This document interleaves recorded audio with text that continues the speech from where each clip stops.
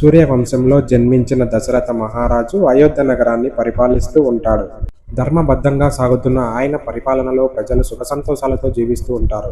దశరథుడికి కౌసల్య, కైకేయి, సుమిత్రలతో వివాహం జరుగుతుంది. అయితే ఈ ముగ్గురి నుంచి వారసులు లేకపోవడం దశరథుడిని మానసికంగా బాధించింది. తన ఆవేదనను ఆయన వశిష్ఠ మహర్షితో పంచుకుంటాడు. పుత్ర కామేష్టి యాగం చేయడం వలన తగిన ఫలితం లభిస్తుందని వశిష్ఠ మహర్షి దశరథునితో చెప్తాడు. అందుకు అంగీకరించిన దశరథుడు తగిన సన్నాహాలు మొదలు పెట్టమని తన మంత్రి అయిన సుమంత్రుడిని ఆదేశిస్తాడు. సరయూ నది తీరంలో పుత్ర కామేష్టి యాగం మొదలవుతుంది. ఎంతో మంది మహర్షులు, వేద పండితుల సమక్షంలో దశరథుడు యాగాన్ని పూర్తి చేస్తాడు.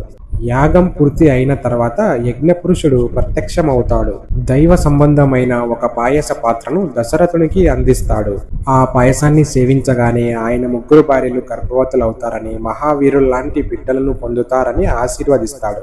దశరథుడు యజ్ఞపురుషుడికి భక్తిపూర్వకంగా నమస్కరించి ఆ పాయసాన్ని ముగ్గురు సేవించేలా చేస్తాడు. పుత్ర కామేష్టి యాగం ఫలితంగా కౌసల్య, కైకేయి, సుమిత్ర గర్భవతులవుతారు. కౌసల్యకి శ్రీరామచంద్రుడు జన్మిస్తాడు. కైకేయి గర్భాన భరతుడు జన్మిస్తాడు. సుమిత్ర గర్భాన లక్ష్మణ, శత్రుఘ్నులు జన్మిస్తారు.